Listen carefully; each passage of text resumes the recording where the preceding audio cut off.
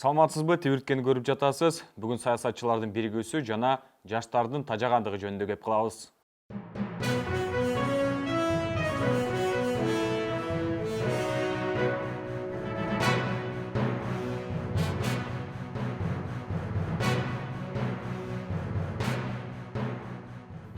Депутаттар же депутат болот элем дегендер күзүндө өтчү парламенттик шайлоого кызуу даярдыктарын улантышууда.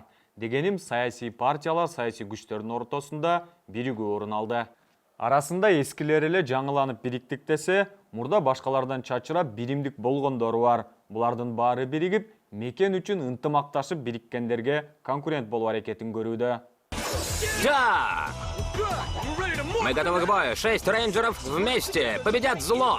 Мы не сдадимся, потому что мы могучие рейнджеры. Айтор ар кимиси өз күчүнө ишенип, өз оокатын кылышууда. Бирөөсү досуна ишенсе, башкасы туугандарына, дагы бiri капчыгына.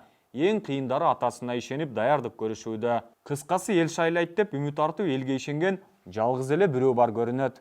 Кудай буйруса, эл шайласа дагы депутат болобуз. Элге кайрыла кетели. Ушул шайлоодо биздин депутаттардын алдындагы убадабызга бек болсок, колдойм дедикпи, колдойлу. Буга чейинки канча шайлоодо биздин байкыш чиновниктерди алдап колдойм деп башкаларга добушубузду берип келебиз. Сен мени алдадың, дагы алдадың. Негизи Кыргызстан десе митинг пикет десе Кыргызстан элес болуп калган. Кыргызстанда буга чейинки жылдарда жаз айлары митингтерге бай айлар болуп келген.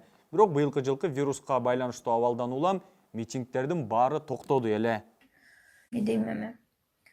Ажап болсун дейм, не демек элем? Эми мунун баары биздин каныбызда бар экен. Топтогон ташты каяка ыргытарыбызды билбей, энергиябызды кайда короторубузду билбей, баарыбыз карантин учурунда кыйналып эле жатып калдык эле.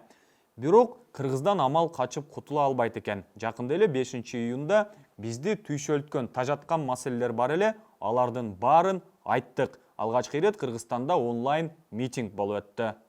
Мен дагы кээ кылып жаткан аракеттердин тажадым да. Бул митингке негизинен жаштар катышып, өлкөдөгү коррупция, аткезчилик, чек ара маселеси айтылып, мындан сырткары парламент, өкмөт, жалпы бийликке болгон наразычылыктар айтылды. Тажадым барынан, чарчадым мен. Эмне дейбиз? Тажадым урааны астында чыккан онлайн митингдин талаптарына жакынкы күндөрү онлайн аракет кылып жатабыз деген жоопту күтө туралы. Когда все сделаете? Да. Тажы вирус менен күрөшүүгө өз салымын кошом дегендерге жакшы жаңылыгыбыз бар. Америкалык актриса Дженнифер Энистон өзүнүн 1995 жылы түшкөн жылаңач сүрөтүн аукционго койду. Бүт айыл шерменде алып бүтмөй калды.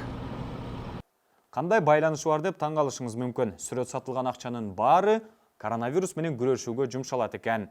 Мындан улам пайдалуу жумуш аткарам десеңиз, чамдаңыз. Негизи бул актрисанын идеясы оригиналдуу жана пайдалуу көрүнөт. Кыргызстандын карыздарында ушундай жол менен төлөп, балким бюджетибизди да толтуруп алабыз. Замечательно, поразительно, гениально. Албетте мунун баары тамаша, ал эле эмес биздин курсактуулардын сүрөтүн ким алмак эле.